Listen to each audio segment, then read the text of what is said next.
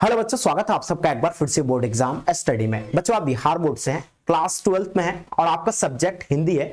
आप 2026 में परीक्षा देने जा रहे हैं तो ये क्लास आपके लिए बहुत ही ज्यादा इंपॉर्टेंट होने वाली है।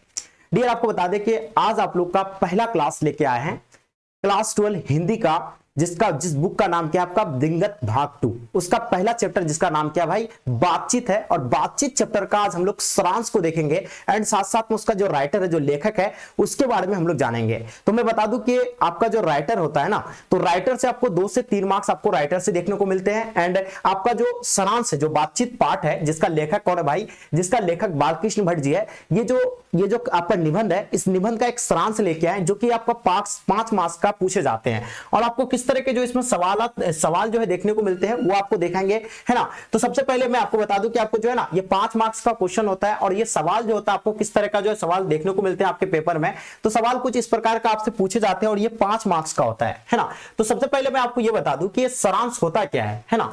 जो कि आप समझ रहे हैं कि सर बातचीत जो निबंध है उसको आप पढ़ाइए, आप सारांश क्यों पढ़ा रहे हैं। तो सारांश कहने का मतलब ये है कि जो आप लोग का ये जो पूरा आपको एक बता दें कि ये पूरा आपका जो है ना, ये आपका मतलब ये आपका पूरा पंक्तित है ना, सभी पंक्तित है। ये आपका ये निबंध है, ये बातचीत आपका निबंध है। इसको यानी शॉर्ट में, है ना, शॉर्ट में 2-3 लाइन में आपको यानी इसमें बता देंगे। ये पूरा का पूरा आपको निबंध जो है शॉर्ट में बता देंगे, बहुत आसानी से आपको समझ में आ जाएगा। इसी को क्या कहा जाता है भाई, सारांश कहा जाता है, यानी कम शब्दों में, है ना, जिसको हम लोग क्या कह सकते हैं यानी संक्षेपण में, है ना। संक्षेप में हम लोग जो है कोई चीज को जो है पूरे कहानी को जो है बता देंगे, उसी को क्या कहा जाता है, सारांश कहा जाता है, जिसको समरी कहते हैं इंग्लिश में। और ये 5 मार्क्स का आपके एग्जाम में पूछे जाते हैं। आप इस क्लास को आपको पूरी तरह से एंड तक देख लीजिए, आपका 5 मार्क्स जो है कंप्लीट हो जाएंगे बच्चों, ठीक है। देखिए सवाल आपको इस तरह का देखने को मिलता है, क्या मिलेंगे कि ये आपको बातचीत पाठ का सारांश लिखिए, है ना, इस तरह का सवाल देखने को मिलेंगे। या बालकृष्ण भट्ट द्वारा रचित बातचीत पाठ का सारांश लिखिए। या आपको क्वेश्चन देखने को मिलेंगे बातचीत पाठ का केंद्रीय भाव बताएं, है ना, बातचीत निबंध का सारांश लिखिए। तो ये आपका जो है ना 5 मार्क्स का होता है। और ये अगर आप क्लास अगर पूरी तरह से एंड तक कर लेते हैं तो आपका 5 मार्क्स कंप्लीट हो जाएंगे, ठीक है। तो बिल्कुल आराम से आपको अच्छे से समझते हुए चलेंगे, कोई भी दिक्कत किसी प्रकार का इश्यू आपको देखने को नहीं मिलेंगे अगर आप इस क्लास को पूरा कंप्लीट कर लेते हैं। तो सबसे पहले मैं आपको बता दूं कि जो ये बातचीत पाठ है ना, उसका लेखक जो है, उस लेखक के बारे में आपको बता दूं। ये आपको यहां से लेखक से जो है अपना 2 से 3 नंबर आपको लेखक के जो है ना, लेखक के बारे में जो आपसे यानी पूछे जाते हैं। तो सबसे पहले इसको हम लोग समझते हैं। जो बातचीत पाठ है उसका लेखक कौन है भाई, बालकृष्ण भट्ट जी है, जिसका नाम क्या है, बालकृष्ण भट्ट जी है। बातचीत पाठ का लेखक बालकृष्ण भट्ट जी है। जिसका जन्म के बारे में आपसे पूछे जाएंगे तो याद रखिएगा 23 जून 1844 को इसका जन्म हुआ था। निधन की अगर बात करें तो 20 जुलाई 1914 को इसका निधन हुआ था। आपको पूछा जाएगा कि निवास स्थान कहां था इसका, तो निवास स्थान की अगर बात करें तो इलाहाबाद उत्तर प्रदेश, जिसको है ना इलाहाबाद उत्तर प्रदेश किसका यानी वही बालकृष्ण भट्ट जी का क्या था, जन्म स्थान था। माता का नाम क्या था, माता का नाम पार्वती देवी। एंड पिता का नाम की अगर बात करें तो पिता का नाम बेनी प्रसाद भट्ट हो जाएंगे। क्या हो जाएंगे, पिता का नाम बेनी प्रसाद भट्ट हो जाएंगे। ये चीजें आपको याद रखना। ये है बालकृष्ण भट्ट जी, है ना, जो देख पा रहे हैं, है ना, इसका तस्वीर दिया हुआ है, जो आप समझ सकते हैं। लेखक के बारे में मैंने आपको जानकारी दे दिया है, ठीक है।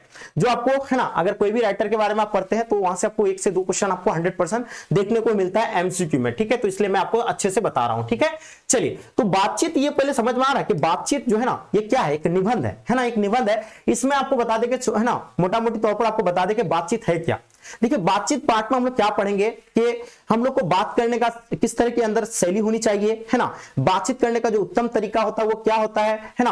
और वाक शक्ति, है ना, वाक शक्ति क्या है, अगर वाक शक्ति ना दिया होता, है ना, हमें ईश्वर के द्वारा, तो ये पूरा दुनिया, पूरा ब्रह्मांड क्या होता भाई, ये गूंगी होता। कौन कहता है, लेखक कहता है। तो चलिए आइए हम लोग इसको पढ़ते हैं और देखते हैं, इसका अध्ययन करते हैं। देखिए अगर बात की जाए ना तो आपका क्या है भाई, बातचीत शीर्षक निबंध है। ये मैंने तो आपको पहले ही बता दिया था, ये क्या है भाई, एक निबंध है ना, एक निबंध है जो आधुनिक, जिसको भरतंती युग के काल के भी माना जाता है ना, और या आपको यानी आधुनिक काल के भी रहेंगे, है ना। आपसे पूछे जाएंगे किस काल के कवि है, तो आधुनिक काल के दिए रहेंगे, तो आधुनिक काल आपको देना है। देखिए एमसीक्यू में आप लोग का सवाल आपका पहला यहीं से बनेगा कि बालकृष्ण भट्ट जी जो है ना किस काल के कवि है, तो भाई आधुनिक काल के रहेंगे तो आधुनिक देना है, भरतंती युग के रहेंगे तो भरतंती युग की देना है, ठीक है। अब बात करेंगे प्रसिद्ध निबंधकार बालकृष्ण भट्ट द्वारा लिखा गया जो है ना गया है, जिसमें वाक शक्ति को लेखक ने ईश्वर का वरदान बताया है। यानी बालकृष्ण भट्ट बताते हैं कि ये वाक शक्ति जो दिया हमें, ये ईश्वर ने वरदान दिया है। ये बात बिल्कुल सत्य बात है। अगर हमें शक्ति ना देता बोलने की, है ना, ये वाक शक्ति अगर बोलने की नहीं देती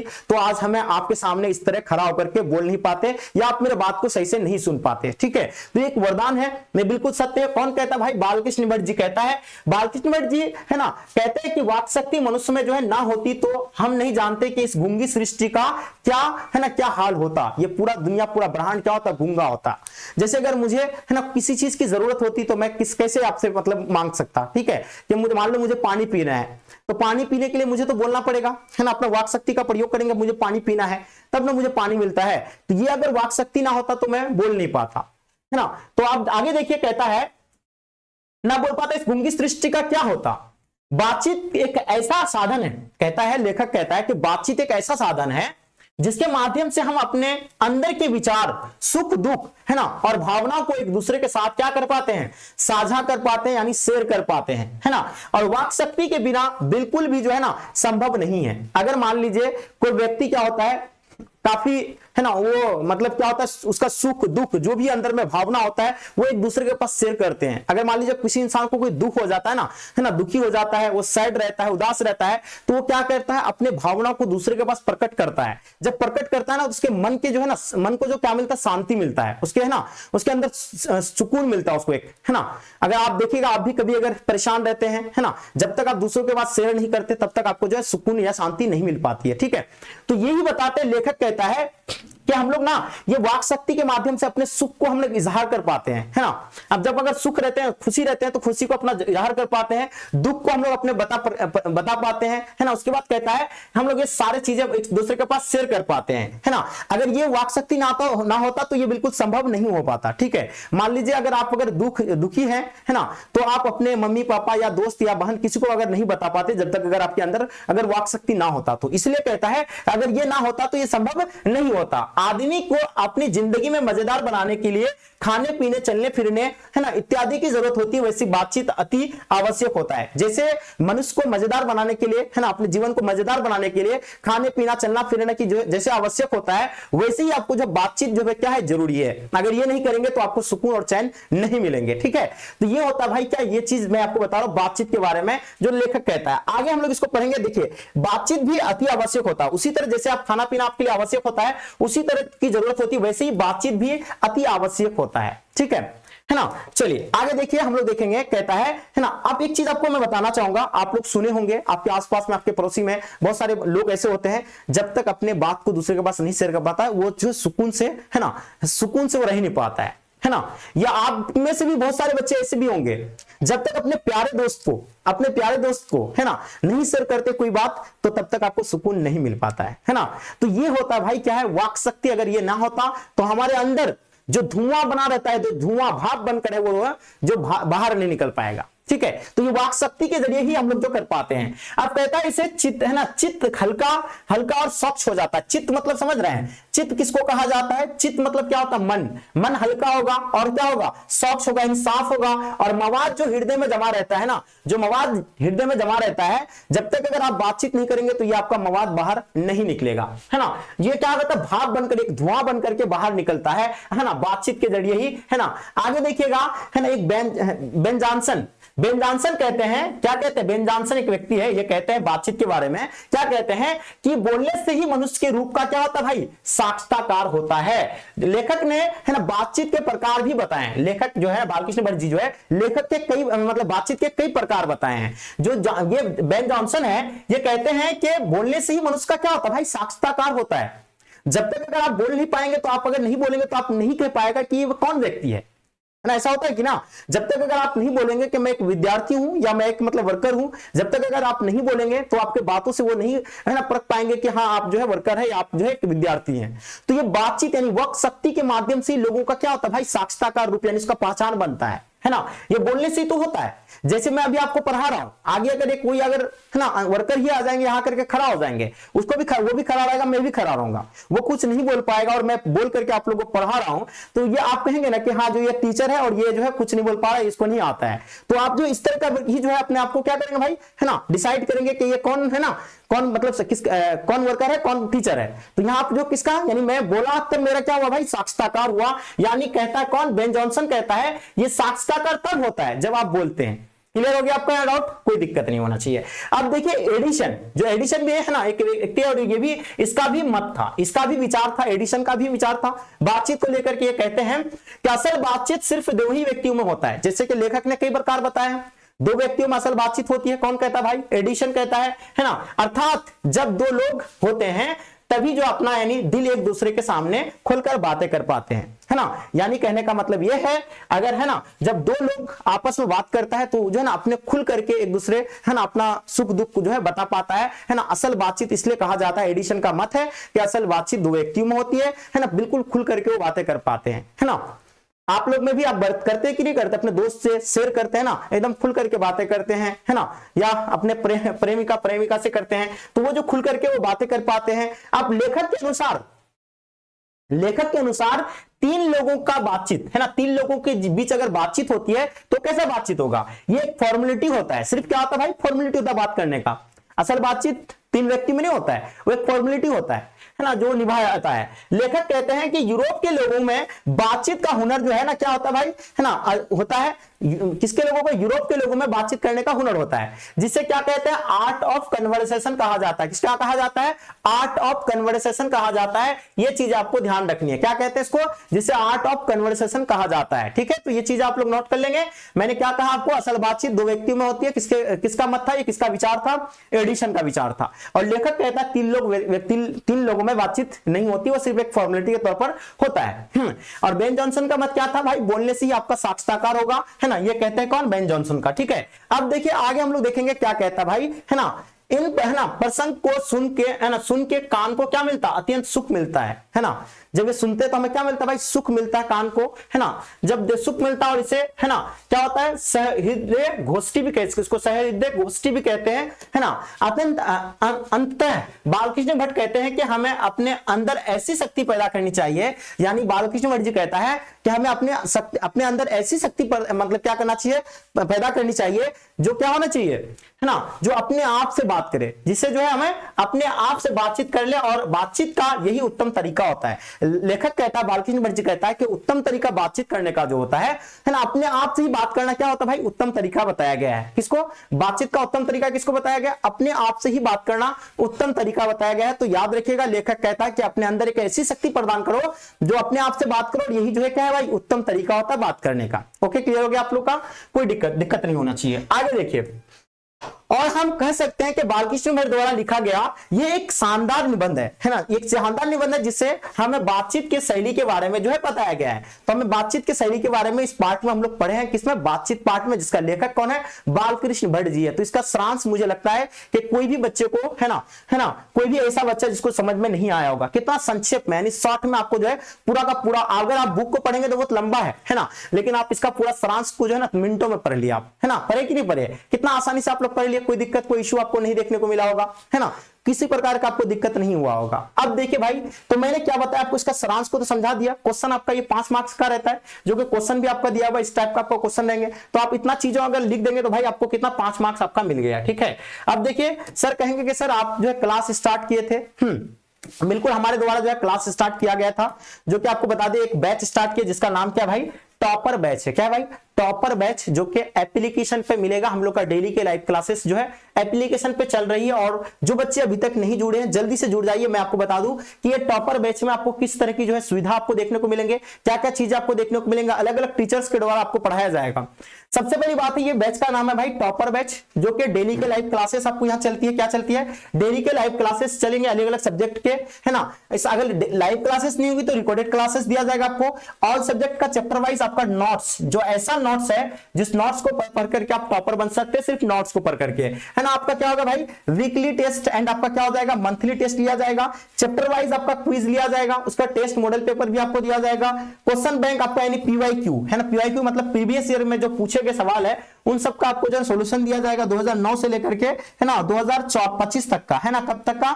2025 तक क्वेश्चन बैंक आपको दिया जाएगा। उसके बाद आपका प्रैक्टिस करने के लिए आपको प्रैक्टिस सेट भी दिया जाएगा। प्रैक्टिस करने के लिए प्रैक्टिस सेट भी दिया जाएगा, ताकि आप प्रैक्टिस बार बार करेंगे उस चीज को, और वो जो है मतलब आपका क्या होगा? स्कोर आपका जो है बढ़ेगा उससे। ठीक है, उसके साथ साथ आपका क्या होगा भाई? एग्जाम टाइम पे आपको क्या मिलेंगे, है ना। सो इंपॉर्टेंट क्वेश्चन होगा, वो सारा चीज आपको दिया जाएगा, है ना। क्या दिया जाएगा, इंपॉर्टेंट क्वेश्चन विद आंसर दिया जाएगा, वीवीआई क्वेश्चन विद आंसर दिया जाएगा, ब्रिलियंट मॉडल पेपर का सॉल्यूशन, स्पेशल एग्जाम टिप्स। कभी भी आप कॉल या मैसेज मुझे करके आप जो है इसका जानकारी ले सकते हैं। स्पेशल एग्जाम टिप्स क्या होता है कि जो एग्जाम टाइम पे आपका एग्जाम जैसे करीब आ जाएगा तो उस टाइम आपको एग्जाम से रिलेटेड एग्जाम में कॉपी कैसे लिखे है ना, किस तरह लिखने से बेहतर अंक आएगा, जिसका आंसर नहीं पता है ना, उसको कैसे लिखे, तो इन सब चीजों के बारे में आपको एग्जाम का जो स्पेशल जो टिप्स होता है वो टिप्स आपका एग्जाम टाइम पे दिया जाएगा। और ये वीवीआई इंपॉर्टेंट क्वेश्चन जो देता है वो आपको एग्जाम टाइम पे आपका दिया जाएगा। ठीक है, तो ये सारी के सारी आपको जो तैयारी आपका पूरे एक साल तक आपको करवाया जाएगा, पूरा एक साल तक आपको जो है ना एक साल तक आपको करवाया जाएगा, एक साल तक आप समझ रहे हैं, जिसमें ऑल सब्जेक्ट है ना, क्या भाई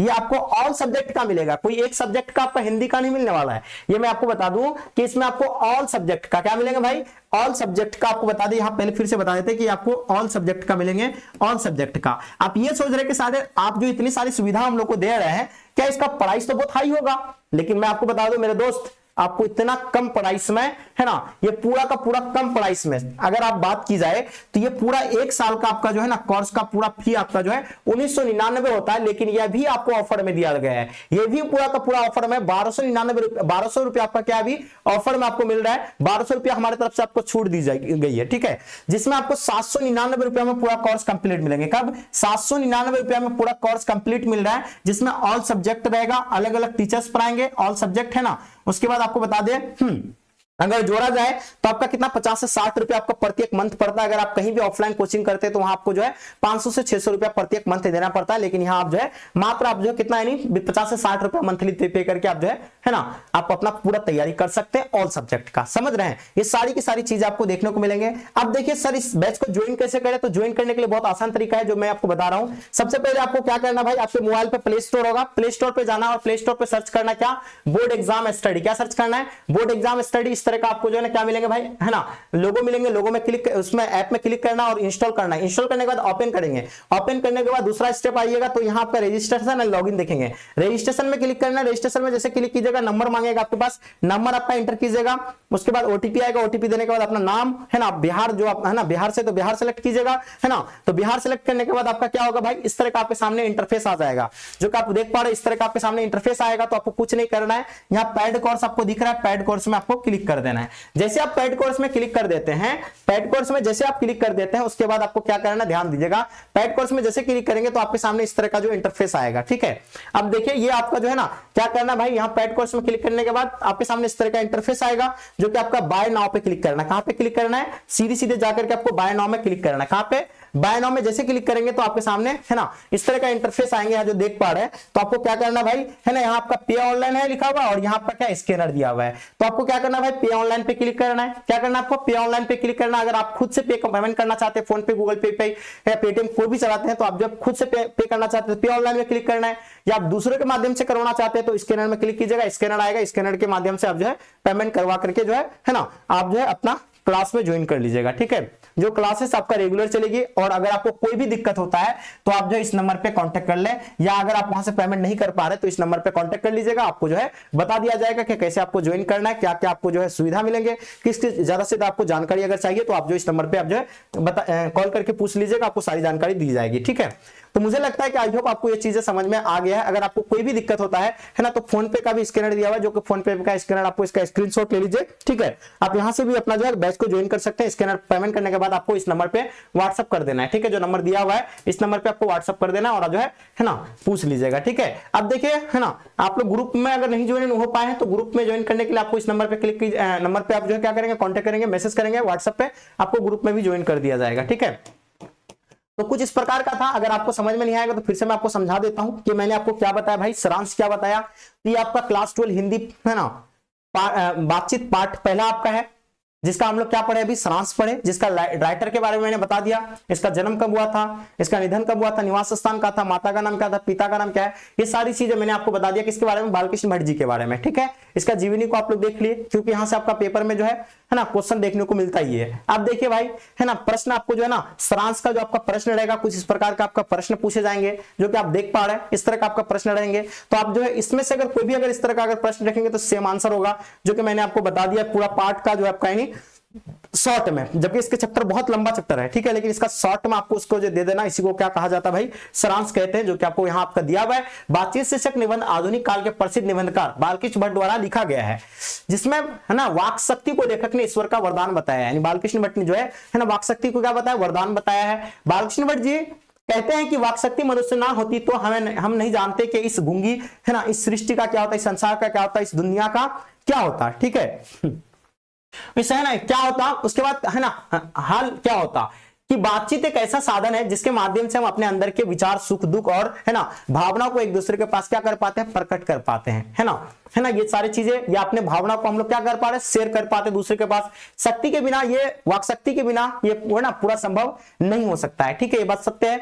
उसके बाद आदमी की अपनी जिंदगी मजेदार बनाने के लिए, खाने पीने है ना चलने फिरने के लिए जैसे है ना जरूरत होती है, उसी तरह भाई बातचीत जो है क्या है, अति आवश्यक होता है मनुष्य के लिए, ठीक है। अगर बातचीत नहीं करेंगे, आपको अगर एक है ना 5 दिन के लिए अगर कहीं अगर बीच समुद्र में आपको छोड़ दिया जाए, है ना, तो आप क्या पानी जहाज में, तो आप जो वहां क्या हो जाएंगे भाई, बोर हो जाएंगे, अगर जब तक अगर बातचीत नहीं करेंगे तो, है ना, अपने आप जो है अपने आप खुदकुशी कर लेंगे आप। क्यों? क्योंकि ऐसा जो है क्या है भाई, बातचीत जब तक आप नहीं करेंगे, आप जो है आपका मन के अंदर शांत नहीं होगा, ठीक है, शांति नहीं होगा, आपको शांति नहीं मिलेंगे।